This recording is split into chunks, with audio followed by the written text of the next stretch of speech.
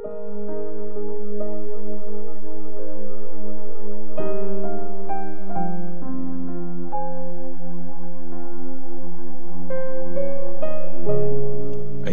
chapter 14. Ang pagbabalik ng Israel.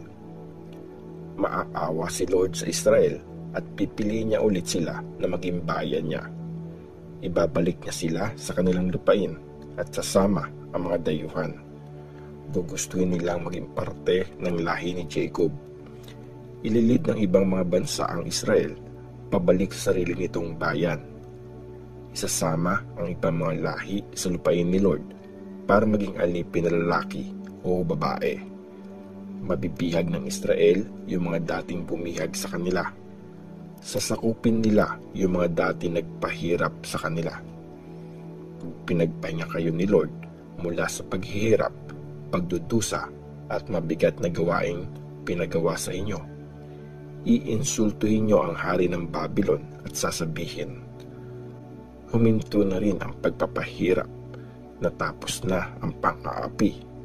Sinira ni Lord ang pamalo ng masasama, simbol ng mga namumuno, na sa tindi ng galit nila, hinagupit ang mga bansa ng walang tigil. Malupit nilang pinagharian ang mga bansa, walang humpay sa pagpaparusa. Ang mundo ay naging payapa at tahimik.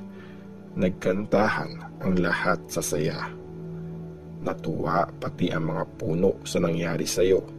Sabi ng mga puno ng cedar ng Lebanon, dahil bumagsak ka na, wala nang sisibak sa amin. Excited ang mundo ng mga patay na salubungin ka sa pagdating mo. Babangon ang mga patay para batiin ka. Lahat ng mga patay na leader sa mundo. Pinapatayo nito mula sa trono nila ang mga hari ng mga bayan. Lahat sila magsasalita at sasabihin sa iyo, mahina ka na rin gaya namin, katulad ka na namin. Yang kayabangan mo, binaksak na sa mundo ng mga patay. Pati tugtog ng iyong harp, hihiga ka sa mga uod, at mga uod din ang kumot mo. Bumagsak ka galing langit, o maningning na star sa umaga, anak ng bukang liwayway. Bumagsak ka sa lupa, ikaw na grabing ng wasak ng mga bansa. Sabi mo sa sarili mo, aakit ako sa langit, sa lugar na mas mataas pa sa mga star ng Diyos. Doon ko ilalagay ang trono ko. Uupo ako sa bundok kung saan nagagather ang mga Diyos. Doon sa malayong north, aakit ako sa ibabaw ng mga ulap. Gagawin kong tulad ng pinakamataas ang sarili ko. Pero binagsak ka sa mundo ng mga patay, sa pinakamalalim na hukay. Tititigan ka ng lahat na makakakita sa iyo.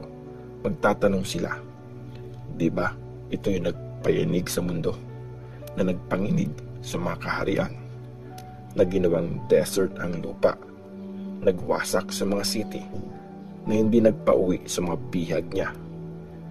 Lahat ng hari ng mga bansa, marangal na nakahimlay, bawat isa sa kanyang puntod. Pero ikaw, itataboy, malayo sa libingan.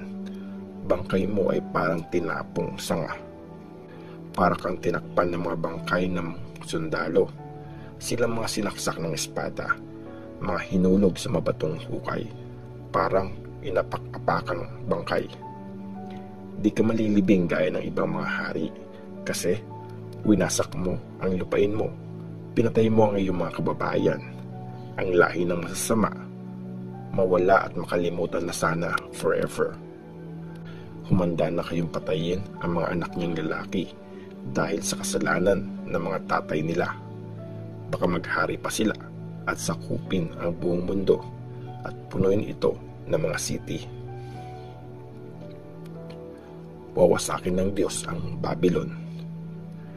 Lulusubin ko sila, sabi ni Lord ng mga pangyarihan, at tatanggalin ko lahat sa Babylon. Pangalan, mga nakasurvive, mga anak at lahi niya, at gagawin ko itong tirahan ng hayop na nabubuhay sa lugar na walang tao, at magiging matubig na lugar ito. Wawalisin ko ito ng walis na pangwasak. Ako si Lord na makapangyarihan ang nagsabi nito. Wawasakin ng Diyos ang mga Assyrians. Sumumpa si Lord na makapangyarihan.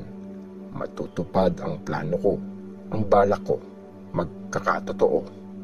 Wawasakin ko ang mga taga-Assyria na nasa lupain ko. Yung mga nasa bundok ko, aapakan ko. Aalisin ko ang nagpapahirap sa Israel. Tatanggalin ko ang nagpapabigat sa kanilang mga balikat. Ito ang gusto kong mangyari sa buong mundo. At ito ang kamay na magpaparusa sa lahat ng bansa. Dahil ang nagbalak nito ay si Lord makapangyarihan, sinong makakapigil? Nakahanda ang kamay niya, sinong kukontra? Wawasakin ng Diyos ang mga Philistines. Nung taon na namatay si King Ahaz, na-proclaim ang mensaheng ito. Lahat kayo, o Philistia, huwag kayong magsaya na nasira ang pamalong nanakit sa inyo. Dahil mula sa lahi ng Ahaz, may manggagaling na makamandag na kobra, at ang mga anak nito ay parang ahas na lumilipad. Ang pinaka mahihirap ang mag-aalaga ng tupa nila. Ang mga nangangailangan, hihiga ng safe. Pero papatayin ko sa pagkagutom ang mga natirang tao. Yung mga nakasurvive, papatayin ko. Umiyak ka, o gate. Manlumo ka, o city. Philistia, mamatay kayo sa takot, lahat kayo. Kasi may usok na nanggagaling sa north. Matatapang ang mga sundalo nito. Anong isasagot sa mga messengers na taga-Philistia? Si Lord ang nagatag ng Zion.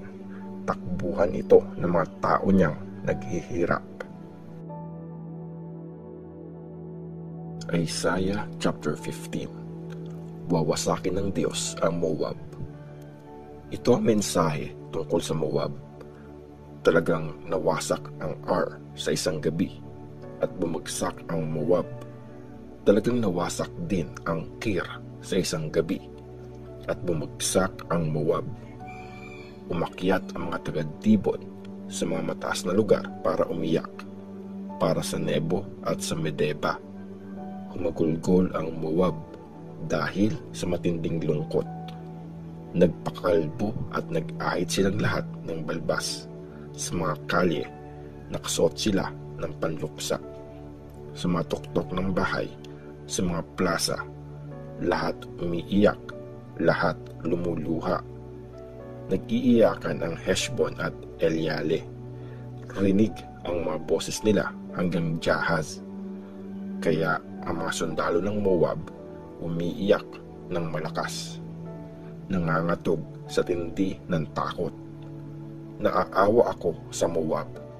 Tumakbo na ang mga takas papuntang Zoar at sa Eglath, Selshia. Umakyat sila sa Luhith habang umiiyak sa daan papuntang Horonaim.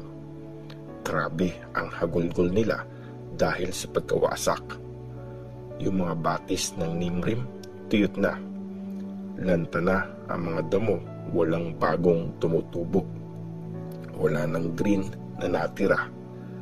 Kaya yung mga nakuha nilang kayamanan at mga ipon nila, binitbit nila sa bali ng willows. Talagang may iyakan sa buong lupain ng Moab. Umabot ang paghagulgol sa Eglaim hanggang sa Ber Relim. Talagang napuno ng dugo ang mga batis ng Dibon. Pero mas malala pa ang gagawin ko sa Dibon. May layon na nakaabang para patayin ang mga tumakas na taga-Moab para sa mga nakasurvive sa lupain.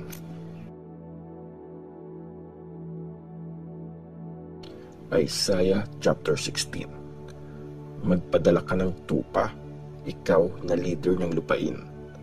Padala mo galing sa Sela, itawid ng desert, hanggang sa bundok ng Zion. Ito ay makarating. Nagliliparan na parang mga ibon, parang mga sisiw na pinalayas sa pugad. Ang mangyayari sa mga taga-Moab habang tumatawid sa ilog ng Arnon. Sabihin nyo ang dapat naming gawin. Maging fair kayo sa amin. Bigyan kami ng proteksyon na parang lilim ng gabi sa tirik na araw ng hapon. Itago ang mga pinalayas. Huwag ipaalam kung nasan ang tumakas. Tanggapin nyo ang mga pinalayas sa Moab at hayaang manirahan kasama nyo. Maging takbuhan kayo mula sa kalaban nila. Pag nawala na ang nang-aapi at natigil na ang pagwasak at yung nang-aapak sa amin, tuluyang nawala na sa lupain. May kahariang itatatag sa wagas na pagmamahal. Ang upo sa trono ay isang leader na tapat mula sa lahi ni David. Tama at patas siyang mag-judge. Mabilis paggawa ng matuwid. Nabalitaan namin ang kayabangan ng Moab, kung gaano kataas ang tingin niya sa sarili. Alam namin na mayabang, mapagmatas at bastos siya. Wala namang ipagyayapang. Kaya hayaan niyong humagulgol ang Moab. Pabayaan niyong iyakan siya. Kawawa ka talaga. Magluksa ka para sa nawalang tinapay na may pasas ng Kirheres. Dahil ang mga bukid ng Heshbon ay nasisira na. Pati mga ubasan sa Sibma. Ang mga leader ng mga bansa, tinagpas na ang mga sanga nito. Mga sangang umaabot dati hanggang Jazer, hanggang sa desert, at mga bagong sibol na sanga. Kumakalat at tumatawid sa kabila ng dagat. Kaya umiiyak ako gaya ng Jazer na umiiyak din para sa ubasan ng Sibma. Babaha ang mga luha ko para sa iyo, Heshbon at Eleale, kasi inabutan ng sigaw ng gera ang harvest nyo at inalis ang tuwa at saya mula sa masaganang bukid. Walang kumakanta sa ubasan, walang nagsasaya, wala nang pumipiga ng grapes, tahimik na pag-anihan. Kaya umiiyak ang kalooban ko na parang malungkot na tunog ng lyre para sa Moab. Nababasag ang puso ko para sa Kirheres. Kahit na magpabalik-balik ang Moab, magpakapagod sa pag-akyat sa mga altar sa matataas na lugar at pumunta sa lugar kung saan nag-worship, wala siyang mapapala. Ito ang mensahe ni Lord dati tungkol sa Moab. Ngayon, sinasabi ni Lord, sa loob ng 3 years, gaya ng haba ng pagsaserve ng isang trabahador, mawawala ang pinagmamalaki ng Moab. Kahit napakadami nila, ilan lang ang magsusurvive at mahihina pa.